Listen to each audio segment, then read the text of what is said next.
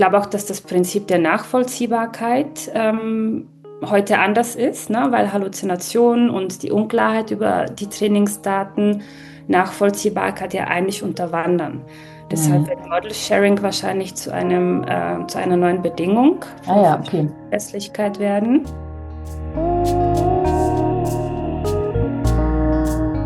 Wer sein Copyright abgibt, verliert die Kontrolle darüber, was mit seinem Material im KI-Zeitalter passiert.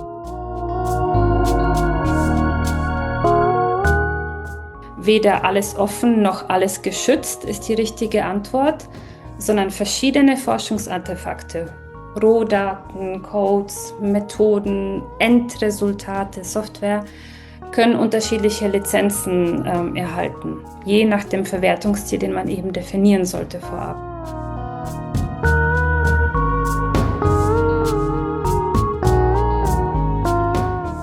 Hallo und herzlich willkommen zu einer neuen Folge von The Future is Open Science, dem Podcast der ZBW. Mein Name ist Doreen Siegfried und ich treffe mich hier mit ganz unterschiedlichen Leuten aus dem Wissenschaftsbetrieb, die Ihnen verraten, wie sie in ihrer täglichen Arbeit Open Science voranbringen. Heute sprechen wir über Open Science und neue Spannungsfelder. Es geht um KI-gestützte Forschung, proprietäre Tools, Datensicherheit, Lizenzen und geistiges Eigentum. Offenheit und Schutz werden häufig als Gegensätze verstanden. Wie können sie aber gemeinsam betrachtet werden, damit Forschungsergebnisse zugänglich, rechtssicher und gesellschaftlich oder wirtschaftlich nutzbar werden? Und um diese Fragen zu diskutieren, habe ich mir eine Wissenschaftlerin von der Universität Kiel eingeladen, die in ihrer Arbeit Open Science und Intellectual Property zusammenführt. Wir sprechen über kollaborative Forschung, multiprofessionelle Beratungsteams und darüber, welche Wissensdomänen Forschende und Forschungseinrichtungen künftig bewerkstelligen können. Herzlich willkommen, Maria Lavi. Vielen Dank, Doreen. Ich freue mich auf unser Gespräch. Marie, wo steht Open Science heute? Vielleicht kannst du das kurz einordnen, bevor wir in das Thema Open Science und geistiges Eigentum einsteigen. Ist Open Science bereits etablierte Forschungspraxis oder Ausdruck eines laufenden Kulturwandels? Oder ist es noch immer ein Aushandlungsprozess? Genau. Ich denke, es ist eine komplexe Frage, ne? Weil ich würde sie mit Ja und mit Nein beantworten. Einerseits ja, es ist eine etablierte Praxis, weil sie zwar eine junge, aber eine schlagkräftige Historie hat, die aber auf breiten Konsens verschiedener und im Wissenschaftskontext essentieller Stakeholder basiert, ne? Also man könnte die Argumentation mit Dora beginnen, 2012, wo sich eben Redakteure und Verleger gegen den Impact Factor von Zeitschriften aussprechen und eben neben Publikationen auch Datensätze und Software und andere offene Outputs als vorwertige wissenschaftliche Leistungen anerkennen. Das mündete dann später in Quora und dann gab es verschiedene Statements von der OECD, der Europäischen Kommission, UNESCO und so weiter und nationale Strategien. Und seit 2021 ist mit Horizon Europe Open Science eine grundsätzliche Anforderung auch in der Forschungsförderung. Und das ist ganz Mhm. wichtig, glaube ich. Und wir haben auch nationale und internationale Regelwerke, die Open Science ganz klar als Praxis etablieren.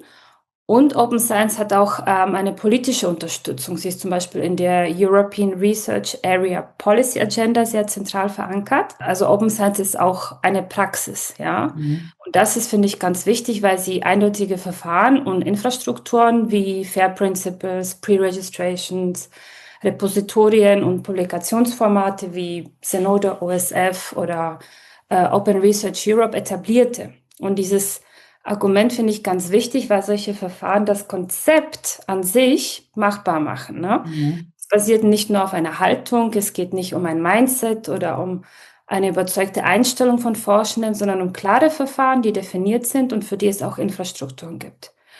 Und deine Begriffe Kulturwandel und Aushandlungsprozess trifft es ja auch, ne? Weil einerseits gibt es noch keine eindeutige offene Publikationskultur und mit den aktuellen Herausforderungen, also vor allem mit KI in der Forschung, ja, man kann auch den Begriff Research Security in den Raum werfen, wird Open Science wieder manchmal in Frage gestellt. Und damit geht es auch einher mit der Frage nach dem geistigen Eigentum. Mhm. Wichtig ist, und das würde ich vielleicht noch dazu sagen, dass wir nicht in Frage stellen, also schließen, sondern die etablierten Prozesse, die wir ja für gut heißen, weiterdenken. Vielleicht wird es noch einige Stellschrauben benötigen, ja. Aber deswegen würde ich sagen, ja, es ist etabliert, aber auch ein Living Process zugleich. Ja, okay. Ähm, Ich hatte natürlich nach dem Kulturwandel und den Aushandlungsprozessen gefragt, weil ich sozusagen, unsere Zuhörenden wissen das ja, regelmäßig Gespräche führe mit Leuten aus der Open Science Welt, und mein Bild schon eher das ist, es gibt noch einiges zu tun. Aber wenn wir sozusagen davon ausgehen, dass sozusagen das Teilen von Wissen grundsätzlich zum wissenschaftlichen Arbeiten dazugehört, also ich sage nur so kumulative Wissenschaft und so weiter, warum braucht man dann nochmal tatsächlich dieses Paradigma von Open Science? Warum muss sich da die EU drum kümmern, Mhm. wenn man doch eigentlich davon ausgehen könnte, es ist einfach eine gute Praxis? Ja, das ist, ich finde, eine sehr gute Frage, weil man könnte als erstes damit antworten, dass obwohl das Teilen von Wissen, wie du ja sagst, zum wissenschaftlichen Arbeiten gehört, denn das ist paradoxerweise ja der Sinngehalt von Forschung, genau, um Dinge zu lösen, die zumeist andere betreffen, muss ich sie mit ihnen teilen. Aber gleichzeitig wird sehr viel Wissen hinter Paywalls gehalten. Ich würde schon weiterhin sagen, dass auch die Anreize wenig für Open Science tun. Also Karrieren hängen an exklusiven Journals, nicht an Transparenz. Funding hält an Mhm. Zitationszahlen und hier dreht Open Science das Paradigma ja eigentlich um, ne? Mhm. Aber auch die Praxis ist nicht immer von Teilen geprägt, ne? Auch wenn man die Einstellung vielleicht hätte. Oft fehlt das Wissen, welche Formate, welche Repositorien soll ich verwenden. Oder auch das Wissen, dass neben Enddaten ja möglicherweise auch Rohdaten für andere wichtig sein könnten. Ne? Die liegen dann aber entgegen dem Konzept von Open Science auf lokalen Laufwerken. Und wenn dann auch das Datenmanagement nicht stimmt, was, glaube ich, jeder von uns kennt, dann hat man irgendwo Dateien mit der Benennung XY. Version 2. Final, final gekürzt liegen. Und das hat mit Auffindbarkeit und Weitergabe oder auch maschineller Lesbarkeit dann wenig zu tun, ne? Mhm. Und deswegen finde ich, ist Open Science dazu da, klare Prozesse zu etablieren, denen man Schritt für Schritt folgen kann. Und ich denke, es ist auch sinnvoll, hier Pre-Registrations zu erwähnen, die das Teilen von wissenschaftlichem Wissen auf eine sehr hochwertige Ebene heben, indem das Teilen in seinem Prozess verbindlich gemacht wird. Ne? Also wer vorab dokumentiert, was erhoben wird und wie, kann im Nachhinein nicht mehr anders oder selektiv darüber berichten. Ne? Und das ist, finde ich, ein sehr wichtiges Instrument, die offene Forschungspraxis unterstützen oder Naja, Instrument. wo du, wo du gerade diese Dateinamen genannt hast, mir fällt dann da sozusagen als Bild auch gern so eine Haushaltsauflösung ein, ne? Wenn man in irgendwelchen Schuhkartons irgendwelche Versicherungszettel findet oder irgendwelche Kontoauszüge oder alte Bilder oder wie auch immer und damit gar nichts anfangen kann, weil völlig unklar ist, wer ist da abgebildet, von wann ist das vollständig, wie auch immer. Also größtmögliches Chaos letztlich. Was mich noch interessiert, wie da deine Einschätzung ist, ähm, wenn wir sagen, Wissenschaft ist kumulative Wissenschaftsproduktion, was verändert sich, wenn letztlich nicht nur Publikationen ins Spiel kommen, sondern auch Daten, Code, Workflows, Modelle und so weiter geteilt werden und eben auch maschinell verarbeitet werden müssen? Also Mhm. zersprengt das System oder was ist deine Einschätzung? Nee, eben gar nicht. Also ich finde, das befördert das System. Wissenschaft hat ja immer auf dem aufgebaut, was andere geteilt oder veröffentlicht haben. Ne? Das war früher ein manueller und ein langsamer Prozess. Und heute können wir uns vorstellen, wie fruchtbar es ist, wenn Wissenschaft international, sektorübergreifend, fachübergreifend über Kulturen und Wissensdomänen hinweg agieren kann. Ne? Und Mhm. wenn jetzt nicht nur Texte, sondern auch Daten, Codes und vielleicht auch Methoden und Protokolle geteilt werden und das Wissen dann auch direkt maschinell verarbeitet werden kann, ist das natürlich ein großer Gewinn in Richtung Wissen. Ja, also Wissensdomänen kommen hinzu. Aber ich finde auch Effizienz. Das heißt, mit dem Ja, Teilen anderer Formate und bei maschineller Unterstützung ändert sich das Tempo und die Reichweite kumulativer Wissensproduktion fundamental, ne? Also Wissenschaft geschieht nicht mehr in Silos, ja, sondern ist mehr ein lebendiges und vernetztes System. Ja, ja, okay. Das führt mich natürlich zu der nächsten Frage. Da hast du jetzt ja schon mit dem Wort Effizienz eine Antwort drauf gegeben. Also, welche Chancen entstehen durch das Teilen und Nachnutzen dieser ganzen Elemente? Also, wenn ich mir vorstelle, es ist alles vernetzt und wir brechen diese Silos auf, dann kann ich natürlich viel schneller agieren. Aber welche Möglichkeiten birgt es noch? Mhm. Genau, also auch das interessiert mich sehr und ich schreibe mir dazu kontinuierlich Stichpunkte auf, wenn ich was gesehen habe, irgendeinen Benefit gesehen habe und die Liste ist mittlerweile lang. Also zum einen ist die Chance in den kumulativen sektorübergreifenden Möglichkeiten, die Wissenserkundung, ja, was wir gerade hatten, aber auch die Reichweite, ja, wenn Mhm. Daten nicht nur einmal genutzt werden, sondern geteilt werden, natürlich unter klaren Lizenzbedingungen, dann können sie in geeigneten anderen Kontexten eingesetzt werden, ne, und multiplizieren so die Wirkung des ursprünglichen Forschungsaufwands. Ich finde auch Effektivität. Wenn ich auf vorhandene Daten und Methoden aufbauen kann, dann muss niemand neu erstellen, was schon Ja, existiert. Das ist übrigens auch der Grund, warum Fördermittelgeber hinter Open Science stehen. Und ganz wichtig ist, glaube ich, Reproduzierbarkeit und Qualität oder Qualitätssicherung, ne? Also wenn ich meine Arbeit offen zugänglich mache, können andere die Ergebnisse überprüfen, replizieren, Befunde bestätigen, ja oder auch nicht. Und das ist eigentlich die Grundlage wissenschaftlicher Glaubwürdigkeit. Und ja. in Zeiten von KI müssten wir, glaube ich, aber auch das sehr wichtige Argument nennen, bei dem sich die Gemüter heute aber spalten. Gut dokumentierte oder auch fair konforme Daten werden zu Trainingsdaten und zu Inputs für KI-gestützte Forschung. Und das ist meiner Ansicht nach ein Mehrwert, den sollten wir uns nicht entgehen lassen bei all den Bedenken, die ich ja selber habe. Ja, okay.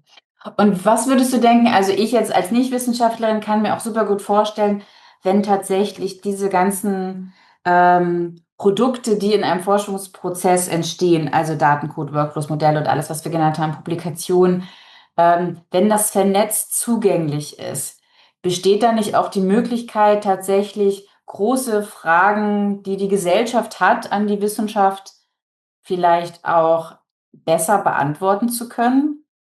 Also so wie damals, die Älteren von uns erinnern sich 2020 Corona, also wenn tatsächlich alles zur Verfügung steht und ich das sozusagen darauf zugreifen kann ich dadurch nicht auch große Gesellschaftsfragen besser klären? Oder ist das jetzt von mir nur eine naive Vorstellung?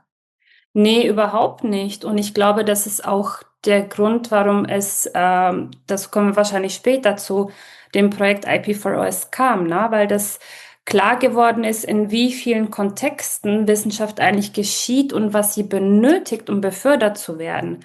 Mhm. Also ich glaube, das hängt alles miteinander zusammen und ist auf jeden Fall sehr unterstützend. Ja, okay. Was mich noch interessieren würde in diesem Kontext, welche Bedeutung haben Kollaboration und das Zusammenführen unterschiedlicher Perspektiven für Open Science? Also äh, das Zusammenführen von Perspektiven und Kollaboration ist kein Nebeneffekt, ne, sondern das Mhm. Kernprinzip. Open Science ist kein individuelles Projekt, das etwa blüht, wenn ich meine Forschung in meinem Silo handhabe, sondern es ist ein kollektives Ding. Ne? Wissen entsteht, wird geprüft, weiterentwickelt durch den Austausch von Forschenden, Disziplinen, Institutionen, übrigens auch gesellschaftlichen Akteuren. Und diesen Austausch kann sich Wissenschaft oder ohne diesen Austausch kann sich Wissenschaft weniger ausbreiten und von diesem kollektiven Wissen ja Gebrauch machen. Ne? Und ich finde übrigens, man kann beide Begriffe auch getrennt voneinander verargumentieren. Also Kollaboration sind Ja, unglaublich ressourcenschonend, wenn Wissen, Expertise, technische Ressourcen, zeitliche oder auch Man- and Women-Power geteilt ja, werden, über, was ich immer sage, nationale oder Disziplingrenzen hinweg, bin ich ja hochgradig effektiv und unterschiedliche Perspektiven wiederum Ich glaube, dass das Thema Diversität und Inklusion ja ihre Begründung haben, nicht nur in der Artikulation von Problemen, sondern vor allem darin, dass auf verschiedene Forschungsprobleme die Expertise von anderen Personenkreisen antworten kann. Und ich glaube, so sind auch die Care Principles entstanden oder haben ihre Bedeutung wahrscheinlich oder sehr sicher in den unterschiedlichen Ja, Perspektiven, ja. ja, auf jeden Fall. Welche Prinzipien von Open Science verändern sich derzeit durch neue Methoden, Datenpraktiken, KI-gestützte Forschung? Also, oder verändert sich überhaupt irgendwas? Doch, fundamental, finde ich. Also zum einen wird das Thema Transparenz auf eine neue Ebene gehoben, weil wir durch das Mitteilen von Methoden und Workflows und Zwischendaten und so weiter den gesamten Forschungszyklus teilbar machen oder zu teilbaren Forschungsobjekten machen. Und in Sachen Arbeit mit KI sieht es in erster Linie natürlich für die Reproduzierbarkeit anders aus, ja, wenn ich an probabilistische Modelle denke. Es mag bei anderen KI-Modellen durchaus anders sein. Aber bei LLMs reicht das klassische Konzept der Reproduzierbarkeit nicht aus, ne? Sondern Mhm. hier werden robuste Beweisketten wichtig werden und eine stetige und sehr gründliche Dokumentation wird wichtig. Metadaten sind wichtig, um Reproduzierbarkeit annähernd, ja. Also Mhm. es ist nicht mal faktenbasiert, sondern annähernd zu gewährleisten. Und das ist, glaube ich, eines der wichtigsten ja, Änderungen. Ich glaube auch, dass das Prinzip der Nachvollziehbarkeit heute anders ist, ne? Weil Halluzinationen und die Unklarheit über die Trainingsdaten Nachvollziehbarkeit ja eigentlich unterwandern. Deshalb Mhm. wird Model Sharing wahrscheinlich zu einer neuen Bedingung Ah für ja, okay. Verlässlichkeit werden. Oder so möchte ich das hoffen. Und auch das Konzept der Zugänglichkeit, also Accessibility, verändert sich. Wenn man zum Beispiel daran denkt, dass wir heute immer mehr mit Metadaten arbeiten können, die veröffentlicht werden können, Mhm. auch wenn die Daten selbst kontrolliert oder gar nicht zugänglich bleiben sollen, ne? Ja, Und mir ist auch eine spannende Praxis im Kontext von KI in Erinnerung geblieben, nämlich das Konzept der Digital Twins, wo mit synthetischen Daten gearbeitet wird, ja, die das wird praktisch häufig. nie Mhm. geschützt werden sollen. Und das finde ich ist ganz spannend und das sollten wir auf jeden Fall aufnehmen, ne? Solche Änderungen und die Potenziale entdecken. Ja, auf jeden Fall. Also ich weiß, dass zum Beispiel in der BWL relativ viel mit synthetischen Daten schon Mhm. gearbeitet wird. Also das ist durchaus da schon Praxis. Mhm. Was mich noch interessiert, also es gibt ja sehr viele Untersuchungen bereits, wie Studierende, aber auch wie Forschende mit generativen KI-Tools arbeiten. Und ganz vorne stehen natürlich so diese KI-Allrounder wie ChatGPT, Gemini, Claude und so weiter. Was würdest du denn sagen, welche Unsicherheiten entstehen denn gerade durch diese proprietären KI-Tools? Also einerseits entsteht natürlich für das Konzept der Forschungsintegrität die Unsicherheit, ne? Wenn Forschungsergebnisse auf proprietären Modellen basieren, die niemand einsehen kann, damit auch nicht nachvollziehen und reproduzieren kann, ähm, dann ist das nicht nur eine technische Frage und eine Frage der Forschungsintegrität, sondern dazu kommt auch noch eine rechtliche Unsicherheit, ne? Also das Stichwort Model Sharing von vorher. Und ja, natürlich müssten wir auch die Unsicherheit adressieren, was mit welchen Daten von wem zu welchen Zwecken auch gemacht wird. Da geht es um Datensicherheit, um das Thema Dual Use zum Beispiel zu militärischen Zwecken. Aber das ist ein großer Exkurs. Was ich aber vor allem sagen wollte, ist eine wichtige rechtliche Unsicherheit, ne? Nämlich bei der Copyright-Frage. Ja, Die interessiert ja vor allem diejenigen, die die Daten produzieren, also Autorinnen und Autoren. Sie ist auch nicht klar für Entwickler der Tools geklärt, aber das mal beiseite. Aber für AutorInnen stellt sich oft die Frage, ob man das eigene Material aus dem KI-Training heraushalten kann, wenn man das möchte, ne? Und da wird es verzwickt und ich finde sehr spannend. Also ich habe mich sehr gerne damit beschäftigt. weil man muss wissen, auf dem traditionellen Publikationsweg geben AutorInnen ihr Copyright an Verlage ab. Mhm. Wer sein Copyright abgibt, verliert die Kontrolle darüber, was mit seinem Material im KI-Zeitalter passiert. Ne? Und vom Verlag dann können oder dürfen die Daten ins KI-Training fließen, legal. Und da kommen wir dann natürlich in den Bereich der kommerziellen Nutzung von geistiger Arbeit der AutorInnen.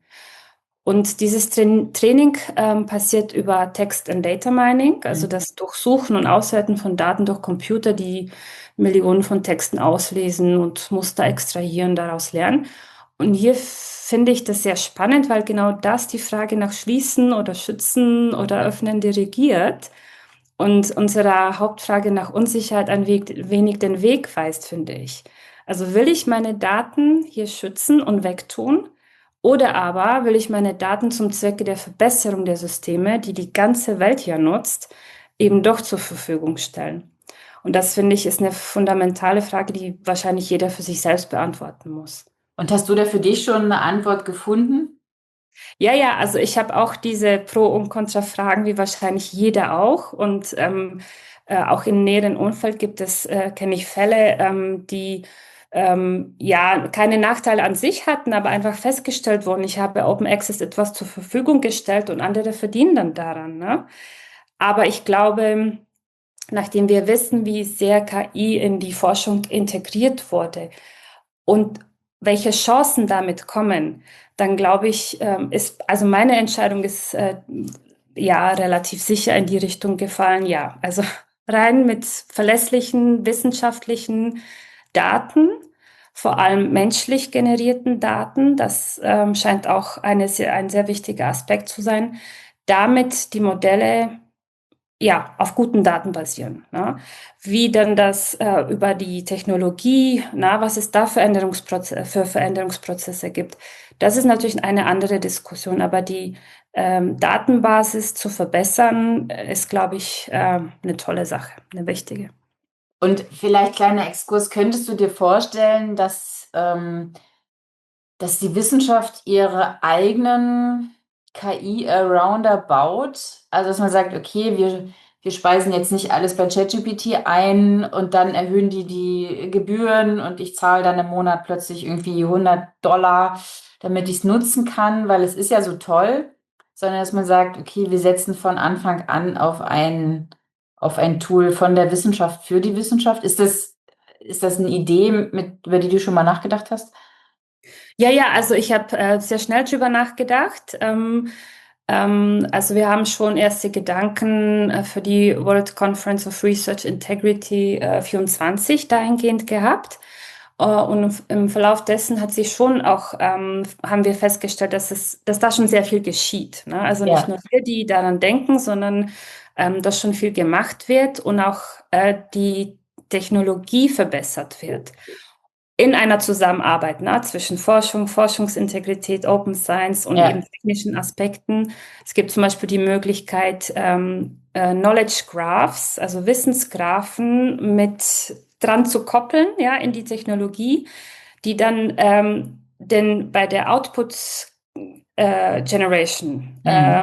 den Weg des Large Language Models leiten über vordefinierte Wege, die eben mit Wissensgraphen sehr effektiv sind, weil dort das ist hochkomplex, über Metadaten sehr viel mehr Informationen zur Verfügung stehen als jetzt nur eine Publikation. Ja? Also da ist jedes Datum mit ganz vielen Metadaten Mhm. annotiert und somit können Wissensgraphen viel besser diesen Fokus halten. Ne? Also wir sind jetzt zum Beispiel im Bereich Architektur, Ja. dann werde ich nicht ein anderes Thema herausfischen, während das Output sozusagen generiert wird.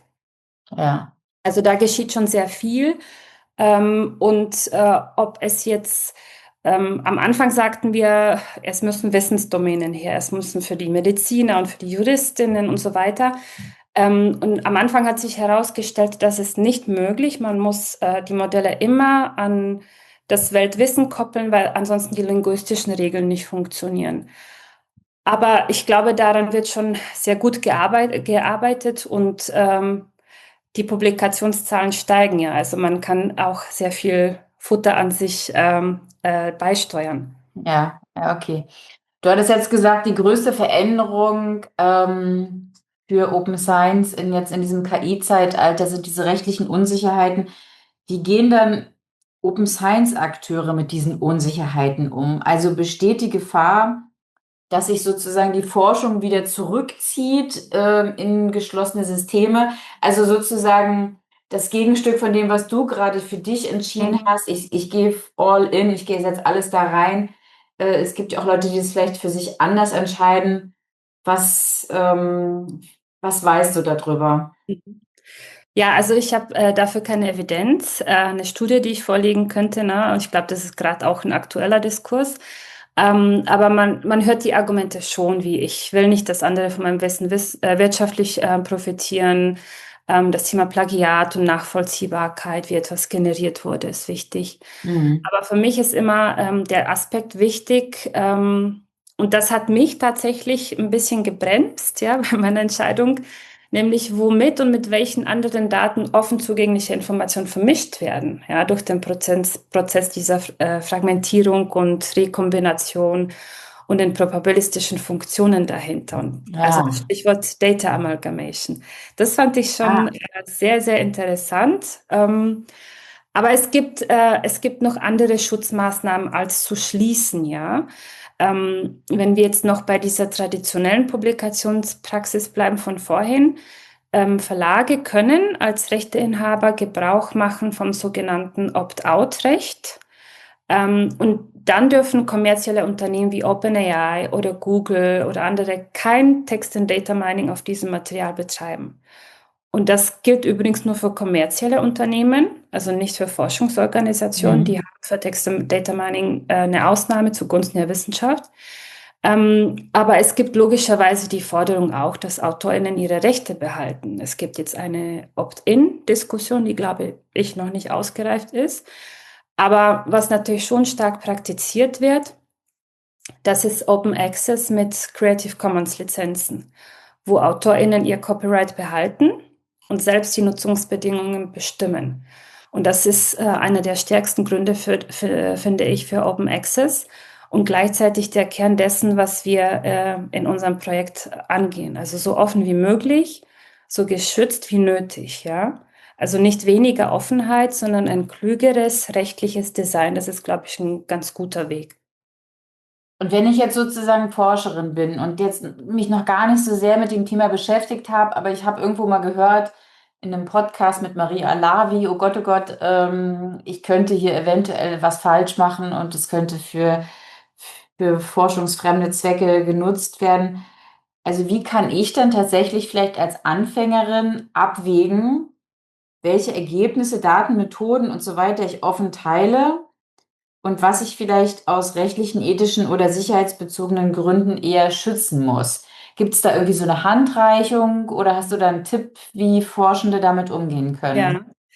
Also Forschende selbst können all diese Fragen nicht beantworten. Das war uns sehr schnell klar, auch im Projekt und auch, also finde ich, in der täglichen Praxis einem jeden.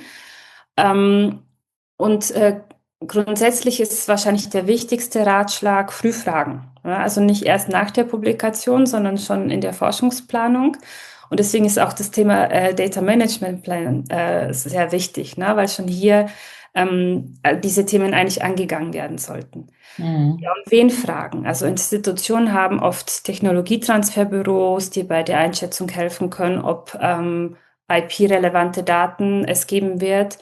Es gibt Research Offices, Bibliotheken können sehr oft helfen hinsichtlich Lizenzen, Datenschutzbeauftragte oder JuristInnen. Und es werden auch ProjektmanagerInnen zunehmend in diesen Fragen ausgebildet. Dann würde ich sagen, einiges an Wissen sollten Forschende natürlich selbst haben, zum Beispiel hinsichtlich des Umgangs mit personenbezogenen Daten. Dafür kann man Mhm. schon, finde ich, gut sensibilisieren. Man sollte die DSGVO prüfen. Man sollte zum Beispiel wissen, dass man eine Einverständniserklärung braucht, wenn man Daten erhebt. Ja, ich Ähm, glaube, das wissen die meisten, ne? genau, richtig. Ja, Also das ja. ist so das Grundwissen, finde ich. Wenn man in in einer Kooperation mit Industrie ist, dann sollte man natürlich die Verträge prüfen. Oder wenn es sich zum Beispiel um Daten oder Methoden handelt, die andere reproduzieren sollen, ja, dann Mhm. ist das ein Indiz für offen teilen. Aber wie gesagt, Forschende können nicht all diese Fragen selbst beantworten. Und deswegen wurde mit dem Projekt IP4OS noch eine weitere Hilfestellung entwickelt, weil heute die Kontexte und Möglichkeiten der Öffnung und des Schutzes sehr mannigfaltig sind. Mhm. Es da auch auf das individuelle Projekt immer ankommt, ne? Also welche Partner und welche Nationen und so weiter. Und deshalb haben wir das Konzept der sogenannten multiprofessionellen Teams entwickelt, also beratende Teams in einzelnen Organisationen, die aus verschiedenen Professionen bestehen, ja, eben aus Forschungsmanagement, Bibliothek, Wissenstransfer, aber auch jemand, der für Open Science einsteht. Und die beraten Forschende hinsichtlich ihrer spezifischen Planung, ne, aus ihrem jeweiligen Fachwissen heraus. In einem Mhm. Dialog mit den anderen Expertisen. Und wichtig ist in dem Kontext, dass die Expertise vor allem in beiden Bereichen vorhanden ist. Also Open Science und Intellectual Property muss jemand in diesem Team vertreten, um eine bestmögliche Lösung zu suchen, eben nach diesem Prinzip, ne? So offen wie möglich, so geschlossen wie nötig. Ja. Ja, okay, es ist recht komplex, wie Mhm. bei vielen anderen Sachen auch, braucht man quasi so mehrere Gewerke, nenne ich sie mal. Ähm, Ja, genau. Ich höre in vielen Diskussionen, häufig wird Open Science auch als Gegenmodell zu geistigem Eigentum verstanden. Und hast dich ja auch gerade nicht nur in deinem Projekt, sondern generell in deiner Forschungstätigkeit mit dem Thema beschäftigt. Wie würdest du denn dieses Thema oder dieses Verhältnis beschreiben? Also inwieweit sind Open Science und Intellectual Property miteinander vereinbar? Und wo können sie sich vielleicht sogar ergänzen? Genau. Also oft, das hatten wir festgestellt, gibt es ein falsches Verständnis von Open Science und geistigem Eigentum. Und dieses Verständnis haben wir im Projekt recht ausgiebig untersucht und dazu auch ein sehr kompaktes Handbuch, das Synergy Framework, veröffentlicht. Das sind, glaube ich, um die 9 Seiten, in welchem eben über dieses Missverständnis, das seien Gegensätze, aufgeklärt wird. Jetzt, worum geht es hier und wo gibt es Vereinbarkeit? Der Satz, geistiges Eigentum schützt, Open Science teilt. Das klingt erstmal nach Gegensatz. Na, und ich habe auch mal den Ausdruck There are deadly enemies gehört. Okay, In ja. der Praxis gibt es auch tatsächlich wirkliche Reibungspunkte, wenn man sich das Ganze eher oberflächlich anguckt. Ne? Also die Nachnutzung, wie zum Beispiel durch Patente, reglementiert. Das sage ich jetzt absichtlich so negativ und erkläre das gleich. Oder das Thema mit Verlagen, Copyrights, das wir hatten, Paywalls und so weiter. Aber was wir wissen müssen, und das ist die wichtigste Aufgabe von IP4OS, dass beide Konzepte eigentlich auf dasselbe Ziel ausgerichtet sind, ne? Wissen zu teilen. Also das war auch für mich ein Learning am Anfang. Geistige Eigentumsrechte wurden aber nicht erfunden, um Wissen zu sperren, sondern um Ja. seine Verbreitung zu ermöglichen, reguliert zu ermöglichen, ne? Zum Beispiel durch zeitlich begrenzten Schutz im Tausch gegen Offenlegung oder durch Definition, wie oder wozu Daten oder Innovationen weiter genutzt werden dürfen. Und das Hauptprinzip der Open Science, so offen wie möglich und so geschlossen oder geschützt wie nötig, erfordert ja genau diese Funktion eigentlich, ne, Mhm. die mit geistigen Eigentumsrechten kommen. Das heißt auch, dass wir betonen müssen, dass Open Science nie die Forderung nach maximaler Offenheit war, sondern diese Bedachtheit nach Schutz auch immer mitgedacht war. Und mit geistigen Eigentumsrechten kommen diese Mechanismen einer regulierten Nutzung oder Wiederverwertung mit. Heißt, die beiden schließen sich nicht aus, sondern sie ergänzen sich. Und Mhm. ich finde, genauso wie Open Science Mechanismen hat, wie zum Beispiel die FAIR Principles, so hat auch das Schutzkonzept Mechanismen. Dazu zählen zum Beispiel die Creative Commons Lizenzen, die zwar jetzt kein geistiges Eigentumsrecht an sich sind, aber sie sind ein rechtliches Instrument zur Regelung von Eigentumsrechten. Jedenfalls dank dessen behalten Urheber ihr Urheberrecht und teilen den Nachnutzenden aber im Voraus die Erlaubnis, ihr Werk unter bestimmten Bedingungen zu nutzen oder weiterzugeben. Ja. Da gibt es verschiedene Abstufungen im Bereich Copyright. Es gibt auch offene Lizenzen, ja, zum Beispiel offene Hardware-Designs, die schützen zum Beispiel davor, dass andere dasselbe Material proprietär sperren. Patente geben ein zeitlich begrenztes Exklusivrecht auf eine Erfindung. In der Zeit darf nur der Patentinhaber die Erfindung kommerziell nutzen oder verkaufen. Mhm. Und die Bedingung für den Schutz ist aber, dass ich nach der Registrierung des Patents die Erfindung vollständig offenlege. Mhm. Also wer ein Patent anmeldet, macht seine Erfindung per Definition eigentlich zugänglich. Nur die kommerzielle Nutzung bleibt exklusiv und Mhm. für eine bestimmte Zeit bei den Rechteinhabern. Hört sich ja eigentlich ganz gut an. Ja, ja. Das ist ein Riesen-Learning für mich, ja. Ja, also IP4OS, du hast es jetzt schon mehrfach genannt, das sagt ja eigentlich schon alles. IP, also für Intellectual Property, for OS, also Open Science, da ist ja eigentlich schon sozusagen die Steigbügelhaltung im Namen Ja. Mhm. inkludiert. Lass uns doch da mal kurz ein bisschen näher drüber reden, über dieses Projekt. Also, hier wird Open Science, geistiges Eigentum miteinander verbunden. Vielleicht kannst du noch mal kurz schildern, was war der Ausgangspunkt des Projektes und welches Problem möchtet ihr lösen und was gibt es vielleicht auch schon für Rückmeldungen so aus den ersten Mhm. Pilotierungen? Also der Ausgangspunkt war eine sehr spezifische Frage der Europäischen Kommission, nämlich How can IP boost Open Science, wie du es auch Ja. gerade so schön formuliert hast. Und dahinter steckt meiner Ansicht nach die Anerkennung von Open Science als ein wichtiges Instrument, um europäische Forschung voranzubringen.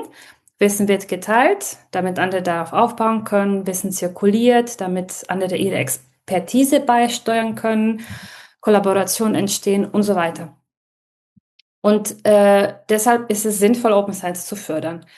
Und dieser Booster-Effekt entsteht nicht durch das Teilen von Wissen allein, sondern durch strategisches Teilen, was ich Mhm. gerade so angedeutet habe.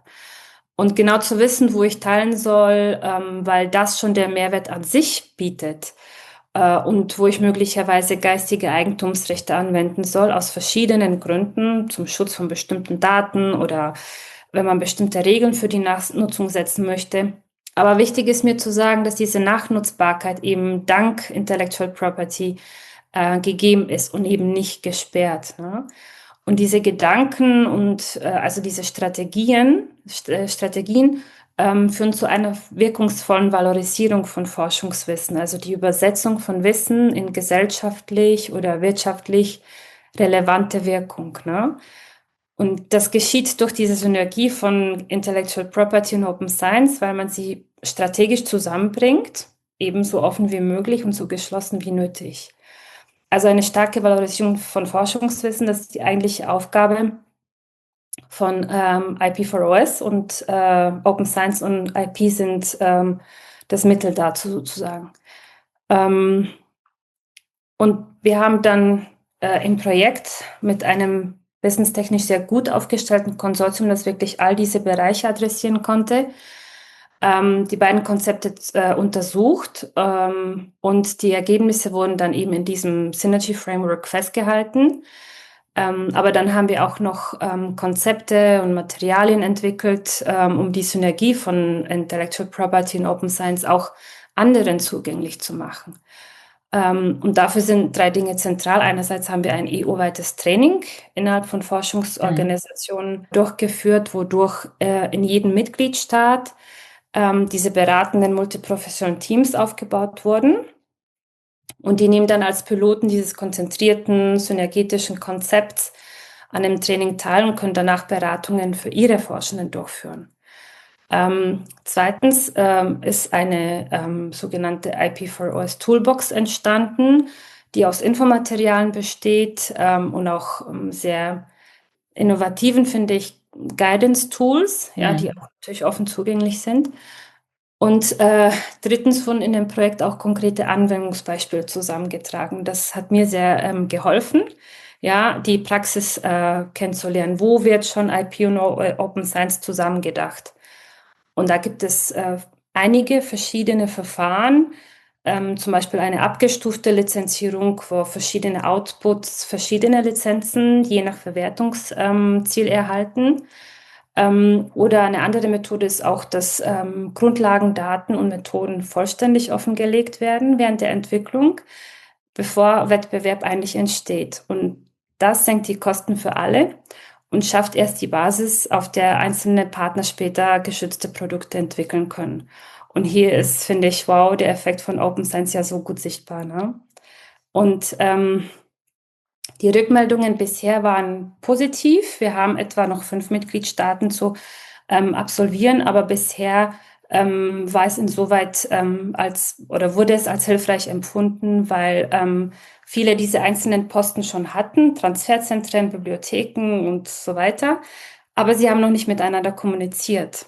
Und durch das Konzept kommen sie miteinander in Kontakt und können Ja. auch Infrastrukturen etablieren, ja, um diese Beratungen dann auch intern durchzuführen. Ähm, Oft gibt es auch Rückmeldungen, dass diese Tools und die Beispiele, die ich genannt habe, sehr oder sehr gute oder die nötigen Schubser waren, ja, um die vorher Ja. so schwer zu greifende Materie in der Praxis umzusetzen und eben diesen sich gegenseitig befördernden Einsatz von IP und OS zu fassen. Ne? Und ich glaube, es ist auch, also es ist didaktisch sehr gut aufgebaut und es ist auch sehr praxisorientiert. Das heißt, der Transfer kann wirklich sehr gut gelingen, auch in unterschiedlichen Mitgliedstaaten und in unterschiedlichen Disziplinen. Okay, da habe ich jetzt konkret eine Frage. Also diese ganzen Sachen, die du jetzt genannt hast, die Toolbox und die Handzettel und so weiter, die finde ich alle auf eurer Webseite oder Äh, wo finde ich die? genau. Ja, also die finden sich auf der Webseite, aber der Nachhaltigkeit wegen finden sie sich vor allem in der Zenodo Community. Also IP4OS hat eine eigene Community auf Zenodo und da werden eigentlich alle Outputs offen zugänglich gemacht und so eben auch die Toolbox. Okay, also kleiner Exkurs hier für unsere Zuhörerinnen und Zuhörer. Wir packen diese ganzen Links zu Zenodo, packen wir alle in die Shownotes. Und du hattest jetzt gerade gesagt, es ist interessant für die unterschiedlichen Mitgliedstaaten, aber auch schon für die unterschiedlichen Disziplinen. Nochmal ganz kurz, also die Leute, die jetzt Lust haben, da auf Zenodo nachzuschauen und sich die Toolbox und so weiter anzuschauen, also wem empfiehlst du das am intensivsten? Also für wen ist es gemacht? Mhm. Und ist das auch was für Wirtschaftsforschende? Ja, also genau, es ist für alle Disziplinen. Es ist inhaltlich nicht reglementiert, ja, Ja, sondern es ist eher ein konzeptuelles Material, ne, ja. welches dann eben die Leserinnen und Leser dazu befähigt, selber so ein Team zu etablieren oder auch nicht alleine diese Tools zu nutzen und so weiter. Und wem ich das empfehlen würde, also es ist für Individuen einerseits, es ist sowohl für Forschende geeignet, weil schon Forschende selbst ich sage jetzt zum Beispiel ein Tool, die Valorization Rubric zur Hand nehmen können, an der Sie Schritt für Schritt ableiten können, okay, ich werde diese Intellectual Assets, also diese geistige Eigentumsgüter entwickeln und ich mache mir jetzt schon Gedanken über Offenheit oder eben welche Eigentumsrechte ich da anwenden möchte. Und das kann man nicht also final festlegen. Dazu ist schon eine Beratung sehr wichtig, aber man kann schon die ersten Schritte gehen. Oder es gibt die FAIR-Rubrik, die befähigt mich, meine Daten nicht nur technisch fair zu haben, sondern auch mit Lizenzen zu versehen. Wenn wir jetzt an das Thema Metadaten denken, Hm. ist es eigentlich großartig, wenn Lizenzen bei jedem einzelnen Forschungsartefakt, du hast es vorher genannt, Daten, Codes, Mhm. Workflows, Protokolle, mitgedacht werden und mit generiert werden, ja, damit Mhm. man das später, ob du das jetzt auf Zenodo publizierst, na, die Auffindbarkeit zu ermöglichen, aber auch das Thema, was wir vorher hatten, nämlich maschinelle Verwendung, ja, Ja. also wenn diese Metadaten vorhanden sind, dann stellen wir uns künftig vielleicht weniger problematische KI-Fragen, wenn wir eben technisch diese Sicherheiten einbauen. Also es ist für Forschende, es ist natürlich für Data Manager, es ist für die Bibliotheken, es ist für die Transferbüros, also da heißen die Personen im Englischen Knowledge Technology Transfer Professionals, Mhm. KTOs, TTOs, ähm, für Datenschutzbeauftragte und so weiter.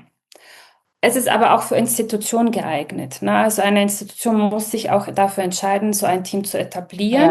Ja. Ja? Mhm. Da geht es auch um zeitliche Ressourcen. Es ist aber nirgendwo reglementiert, da muss ein Team wöchentlich 3 Stunden zusammensitzen, sondern es kann sein, dass sie einmal im Monat eine Stunde zusammensitzen. Ja, und es kann auch sein, dass sie die Beratungen einmalig durchführen. Es kann aber auch sein, dass Sie ein Projekt länger begleiten, ja, wie eben auch Sie sich selber dafür entscheiden, aber auch die Institution. Ja, okay. Das führt mich gleich zu der nächsten Frage, nämlich wenn wir über multiprofessionelle Teams sprechen, welche Empfehlung hast du denn gerade für solche sehr bunt aufgestellten Teams aus mit unterschiedlichen Ausbildungen, Hintergründen und so weiter, die sich jetzt in diesem Feld neu aufstellen wollen? Also wo es sozusagen noch gar keine etablierten Workflows gibt. Also was sollten diese multiprofessionellen Teams beachten? Und was sind so typische Fehler, die sie vielleicht vermeiden sollten? Also Fehler, glaube ich, kann man keine adressieren. Es sind alles Piloten und es werden auch in den nächsten Monaten Piloten sein, die sich auch selber etablieren. Und sie müssen selbst ihre Arbeitsweise finden und sie müssen auch entscheiden, wie viele zeitliche, personelle Ressourcen, was ich gerade gesagt habe, investieren wollen. Und dazu finde ich, ist es eben wichtig, den Nutzen erkennen, was ich vorhin meinte, Mhm. von Wissen, Annäherung an diese Policy Agenda, diese European Research Area Policy Agenda, Sichtbarkeit für die Institution, ja, effektive Strategien zur Wissensvalorisierung. Das ist der Mehrwert, den man erkennen muss. Ähm, und für künftige Teams kann ich empfehlen, dass sie Gebrauch machen, einerseits von den Ressourcen, man ist in der Lage, auch selbst ein Team zu etablieren, wenn man sich den Guide durchliest. Ähm, das Wissen wird auch fortgeführt. Zum Beispiel hat die European Knowledge Valorization Platform erst letzte Woche eines über den Newsletter bekannt gemacht.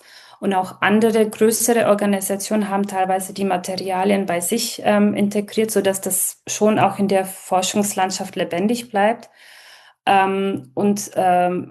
Einige unserer Partner werden auch nach Projektende weiterhin als Kontaktpunkte bestehen, ja, um eventuell irgendwelche Ratschläge zu geben. Also natürlich nicht Ja, eine komplette Beratung und es wird auch wahrscheinlich auch modifiziert werden. Aber die Anschlusspunkte sind da und die Teams, die gerade etabliert werden in jedem Mitgliedstaat, dadurch entsteht ja auch eine ja, informierte Community of Practice. Ne? ja, Also man kann sich schon auch irgendwann vernetzen. ja, okay.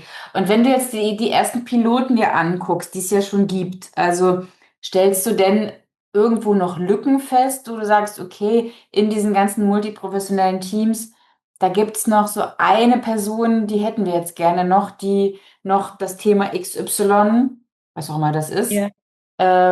decken sollte. Gibt es Ja, sowas? genau. Also es ist sowohl für für diejenigen Personen, die wir empfehlen oder Expertisen, die wir empfehlen, auch da gibt es keine feste Vorgabe. Es können auch weniger sein, es können auch mehr sein und neue hinzukommen. Weniger können es sein, wenn die Institution all diese Personen nicht stemmen kann. Also wir empfehlen Hm. momentan 4.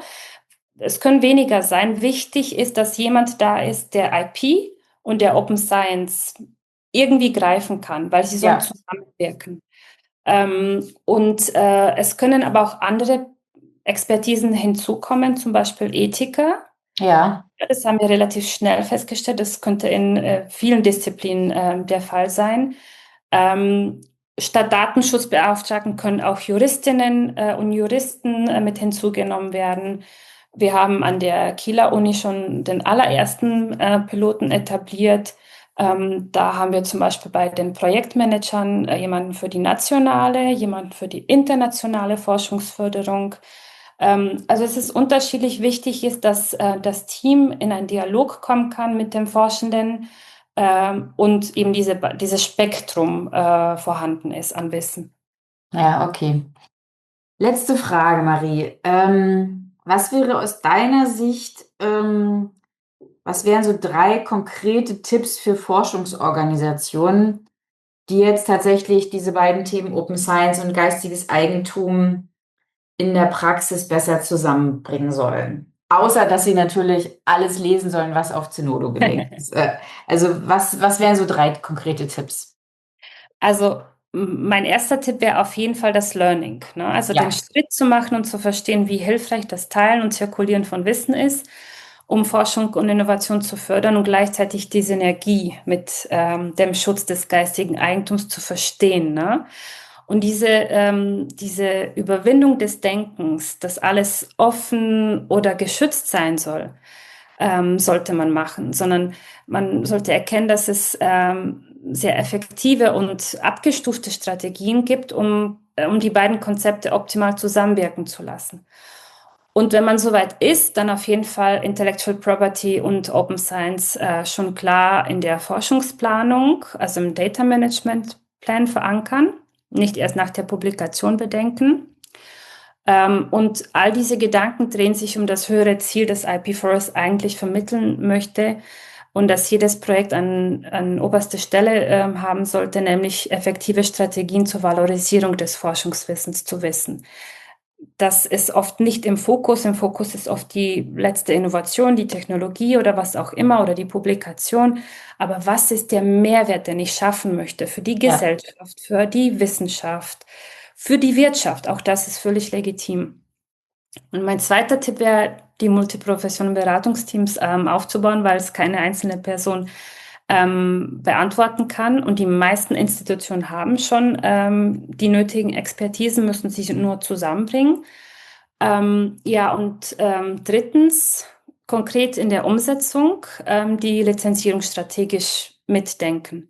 Also nicht in diesem Entweder-oder-Paradigma leben, weder alles offen noch alles geschützt ist die richtige Antwort, sondern verschiedene Forschungsartefakte, Rohdaten, Codes, Methoden, Endresultate, Software können unterschiedliche Lizenzen erhalten, je nach dem Verwertungsziel, den man eben definieren sollte vorab. Mhm. Da helfen eben diese Tools, diese Valorization Rubric und diese FAIR-Checkliste, das Ganze systematisch zu erfassen.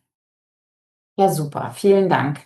Also, dann würde ich sagen, machen wir den Cut. Jetzt müssen alle erstmal ans Lesen kommen. Vielen Dank, Marie. Vielen Dank auch an Sie an den Kopfhörern. Ich hoffe, es hat Ihnen gefallen. Lassen Sie uns gern Lob oder Kritik da, sei es via E-Mail, Mastodon, YouTube oder LinkedIn. Und wir freuen uns natürlich auch, wenn Sie uns abonnieren.